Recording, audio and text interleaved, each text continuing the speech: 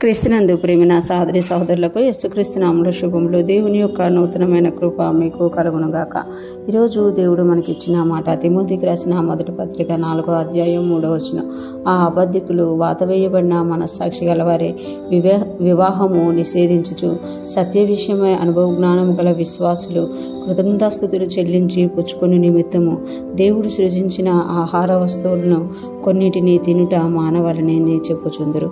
ఈ మాటను మనం తిమోతికి రాసిన పత్రికలో పౌలు గారు తిమోతికి హెచ్చరిస్తూ అంత్యకాలంలో ఎలా ఉంటారు అనే దాన్ని తెలియజేస్తూ ఈ విషయాలు తెలియజేస్తున్నట్లుగా మనం చూడగలం. ఇక్కడ చూస్తే ఆ అబద్ధికులు అంటే ఎవరైతే అధికాలంలో కొందరు వస్తారో వారిలో కొందరు అబద్ధికులుగా ఉంటారంట. ఆ అబద్ధికులు వాత వేయబడిన మనస్సాక్షి గలవారై అంటే వాత వేయబడిన మనస్సాక్షి అంటే మనస్సాక్షి గద్దిస్తున్న దాన్ని పట్టించుకోకపోయినప్పుడు అది వాత వేయబడుతుంది అనమాట.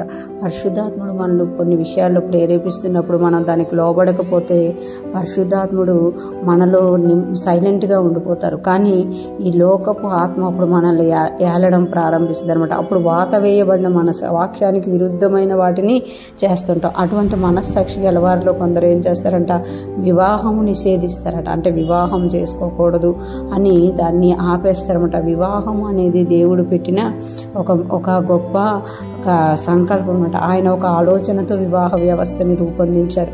ఎందుకంటే ఫలించి అభివృద్ధి పొంది విస్తరించి భూమిని నిండించి దాన్ని మనం లోపరుచుకొని ఏలాలి అనేది దేవుని యొక్క ఆశ అన్నమాట. కానీ కొంతమంది వివాహం నిషేధిస్తారు అంటే అది దేవుడు వారికి చెప్పడం వల్ల. కానీ ఇంకొంతమంది వేషధారణగా వివాహాన్ని నిషేధిస్తూ లోపల అబద్ధమైన కార్యాలు అసత్యమైన కార్యాలు చేస్తూ ఉంటారన్నమాట. అటు వారి గురించి ఇక్కడ పౌలు గారు తెలియజేస్తున్నారు. సత్య విషయమై అనుభవ జ్ఞానం గల విశ్వాసులు కృతజ్ఞతాస్తుతులు చెల్లించి పుచ్చుకునే నిమిత్తము దేవుడు సృజించిన ఆహార వస్తువులు కొన్నిటిని తినుట మానవలనని.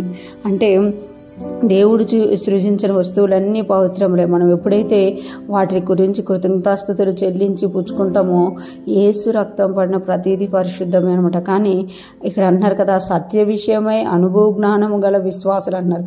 అంటే సత్యమును గూర్చి వాళ్ళకి అనుభవ జ్ఞానం ఉంది. అంటే వాళ్ళు వారు ఎదిగిన విశ్వాసులు కృతజ్ఞతాస్తుతులు చెల్లించి పుచ్చుకునే ఆహారం నిమిత్తం కూడా ఏం చేస్తారంట, నిషేధిస్తూ ఉంటాడు. కొన్నిటిని మనం తినకూడదు మానవాళ్ళని చెప్పుచుంటారన్నమాట. అంటే సత్యము ఎరగకుండా దేవునిలో పరిపక్వత చెందకుండా వారికే అన్నీ తెలుసు అనుకొని కంట్రోల్ చేసేవారుగా ఉంటారనమాట.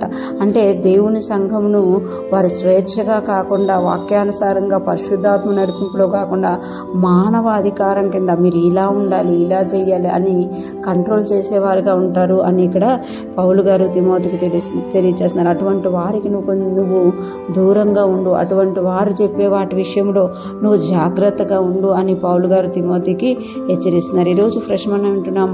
ప్రతి ఒక్కరూ కూడా మనము కూడా ఈ లోకంలో అనేక మంది అబద్ధ బోధకులు బయలుదేరి ఉంటుండగా ఎప్పుడైనా మనం వాక్యం విన్నప్పుడు అది వాక్యానుసారంగా ఉందా లేదా, అది వాక్యానికి రిలేటెడ్గా ఉందా లేదా అని మనం చూసుకొని పరిశుద్ధాత్మను అడిగి ఆ తర్వాత మనం చెయ్యాలి అని ఇక్కడ దేవుడు మనకి తెలియజేస్తున్నారు. ఈరోజు ఫ్రెష్ మనం వింటున్న ప్రతి ఒక్కరూ కూడా దేవునిలో వర్తిల్లే వారంగా సత్యం విషయంలో అనుభవ జ్ఞానం గలవారంగా అన్ని విషయాల్లో క్రీస్తును మహిమపరిచే వారంగా ఉందుముగాక.